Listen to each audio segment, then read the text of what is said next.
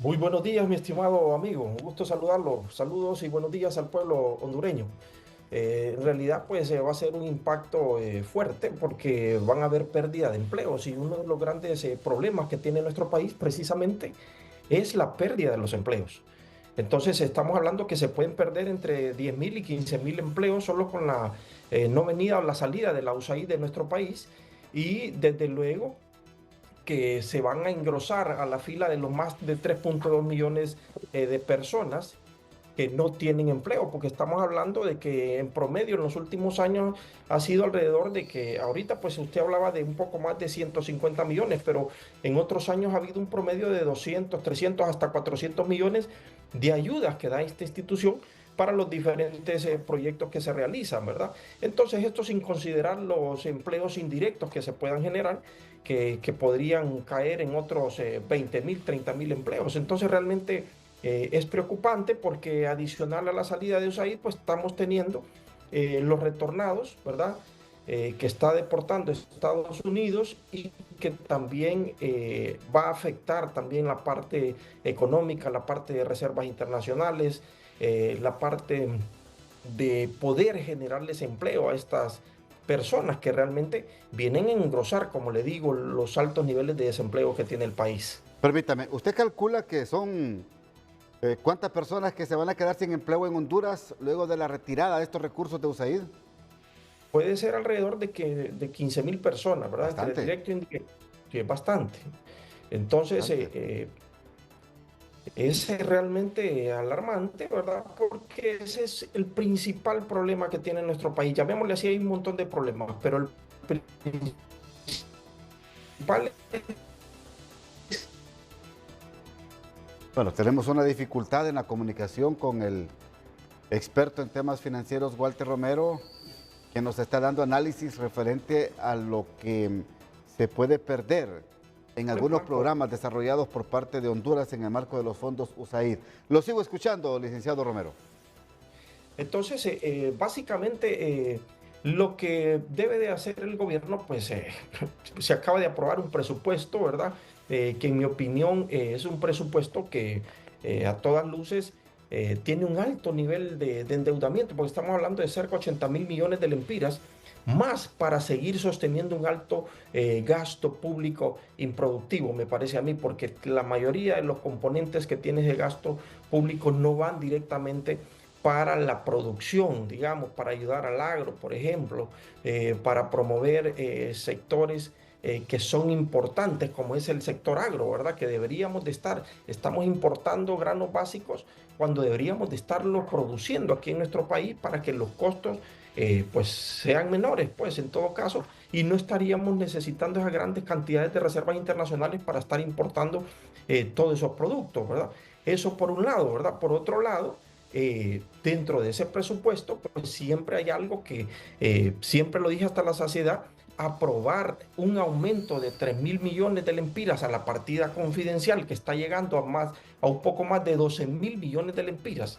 A esa partida confidencial que me parece que ningún presupuesto debería de tener partidas confidenciales, no debería de ser confidenciales. Todas las partidas deberían de ser auditables porque debemos de promover la transparencia en nuestro país, porque si no, lo que estamos promoviendo es la corrupción. Se pierden más de 80.000 millones de lempiras en corrupción. Entonces no me parece justo que a salud, que debe ser la prioridad, que no hay medicinas en los hospitales, que no hay insumos, que no hay infraestructura y que el pueblo hondureño se está muriendo porque no tiene medicamentos, solo se le esté dando 158 millones de lempiras y a la partida confidencial se le está dando 3.000 millones de lempiras, a la partida de publicidad y propaganda se le está dando 500 millones de lempiras. Entonces, me parece que es un presupuesto que no está congruente con las verdaderas necesidades del país, un presupuesto que estamos con un déficit fiscal enorme, ¿verdad? Porque estamos hablando de cerca del 11% del Producto Interno Bruto, si sumamos, por ejemplo, el endeudamiento de cerca de 80.000 millones, más la deuda flotante de 30.000 millones de lempiras, estamos hablando que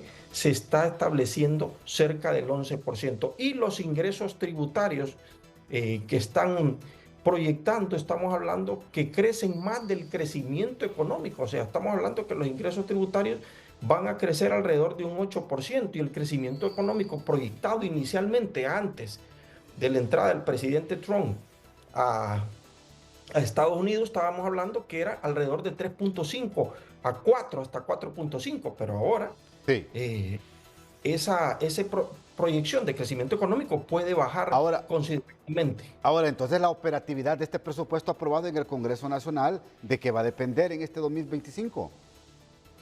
Pues va a depender de mayor cantidad de endeudamiento, ¿verdad? Y esos ingresos tributarios pueden caer también, como le repito, pueden caer precisamente porque se deben de establecer políticas para atraer la inversión y no hay un ambiente para atraer la inversión en nuestro país porque no tenemos seguridad jurídica, no Sí. tenemos simplificación administrativa, ¿verdad? Y no hay certeza de que los grandes inversionistas que quieran poner esos capitales tengan la seguridad y la tranquilidad de saber de que van a producir tranquilamente y que no van a haber trabas, no van a haber problemas en el gobierno, sobre todo en un año que es un año político, ¿verdad? Ahora, ¿usted cree que el ingreso fiscal será bueno? ¿El ingreso vía remesa será bueno? ¿El ingreso en cuanto